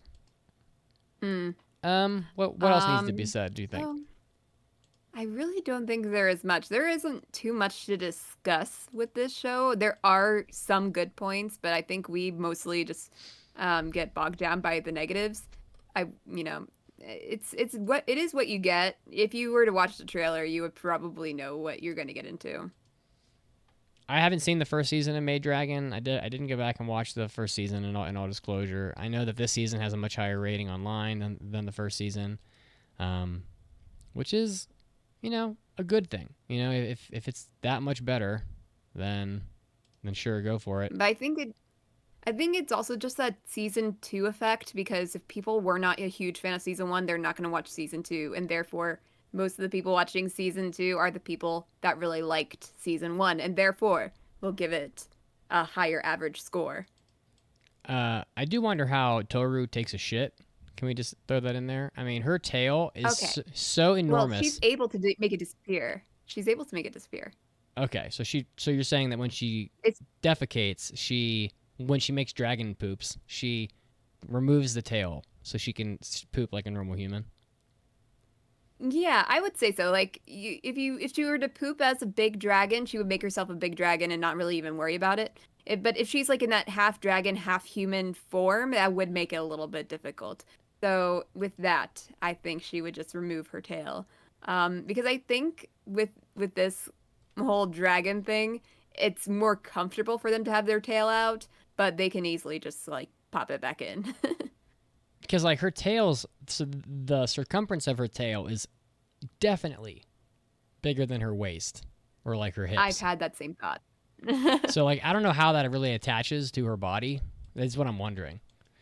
But, and I guess we're getting too deep in the weeds, but I just, Toru's waist is probably like 23 inches. And so if I had to take a wild guess at it, in fact, I'm sure I can look that up online. I bet it's easy to find. Then that tail is fucking meaty. So It is. it's pretty fun. I will say that there is this one part of an episode where there's like this whole metaphor where she's sinking to the bottom of, water. She's naked for some reason. But she does have her tail out in her human form, and it doesn't look too crazy there. So maybe they just changed it just so they can change. Yeah. But yeah, there is that part where you do see the connection between her lower back and the tail. Which I don't know. Why are we in this discussion? Because it's me. I don't know. Because I dragged you here. I don't know. I guess at the end of the day, I'm just gonna score the show at this point. I think. I mean, I think the bottom line is Maid Dragon is a fun show that has very little plot line and is a slice of life comedy, and it's pretty lighthearted, and there's not much to it that's very serious. You don't need to like get overly invested in the plot line or whatever, because there isn't that much of one. stupid things happen in this show, like Kobayashi gets turned into a man with a penis, and suddenly she's like sexually attracted that to was all the so weird. yeah. She's suddenly sexually attracted to all the female dragons, even though they're all children, and and then they all make jokes about her penis and things like that, and then she gets changed back. Ha ha ha ha ha! Like that's kind of what Maid Dragon is, and and Oh yeah, and the whole joke about it being Father's Day is actually Chi Chi Day, and then like boobs. And I'm like, oh my god, they're gonna wring this wet towel out until it is completely dry. Yeah. Pretty much, KyoAni, I guess, is not not above, degrading themselves with ecchi comedy. So, but at the same time, it is, like I said, it's lighthearted. It looks fucking phenomenal. It's probably the best looking show of the season. I don't know, it could be. I haven't seen every anime in the season, and if you like slice of life comedy and you like or can tolerate ecchi, then you may enjoy Maid Dragon. So that's the bottom line. If you can't handle ecchi, then you will hate this show. The bottom line, end of story, period. It is not for you. It makes no bones. It is non-apologetic about what it is, and that's pretty much the end of the story. So with that said, I found Maid Dragon to be pretty stupid. It is essentially brainless in its content, while at the same time being unbelievably beautiful, and at times it can be funny. So I'm gonna give it, I don't know, 2.5. 2.5 To Catch a Predator out of 5. Well, you basically said all that I was going to say because Sorry. I feel like we're pretty much on the same page here. No, it's okay. I will repeat. I was not really all that thrilled with the ecchi. Of course, I wasn't, because everybody knows that. And even with a couple good jokes here and there, but there was not enough of it for it to be called a good comedy, in my opinion. And it wasn't enough to make me, interested to watch throughout the whole boob stuff. And yeah, it just wasn't really all that interesting overall. So I will give it a 2 boob physics out of 5. Yeah, Pancake could not get over the fact that they even bothered to create boob bounce sound effects. I was like, this is nothing new. We've been listening to boob bounce sound effects since the dawn of time in anime, so that's about it. All right. Yeah. But I am glad that despite the fact that I don't love Maid Dragon or whatever, and by the way, I'm being corrected that it's actually Dragon Maid, and I will just, for the record, say I don't really give a fuck.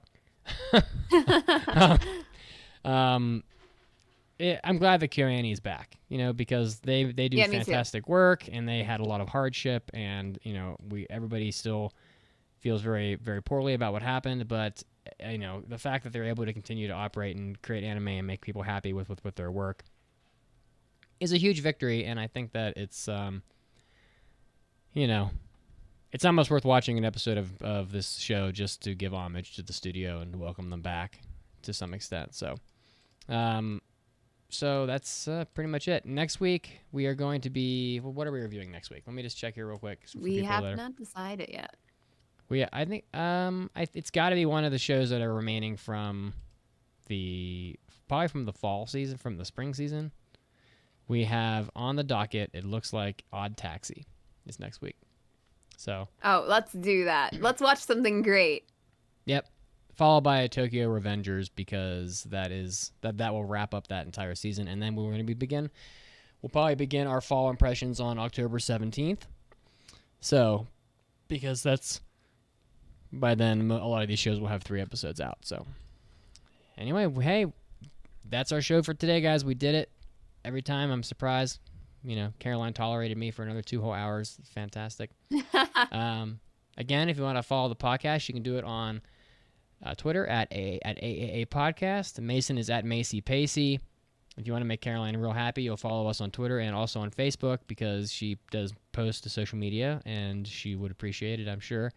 You can join the Discord on the top of the website AAApodcast.com. There's a Discord button, and you can be another anime addict, or that's a talkative anime addict, or a fly on the wall in the Discord. But there's lots of cool stuff going on in there. We got watch parties. People pretty much watch anime every Sunday night or every Saturday night. I go on there, and there's people watching anime together, which is pretty fantastic. And they're about to start their new season, so you can help them choose what they're going to watch this season.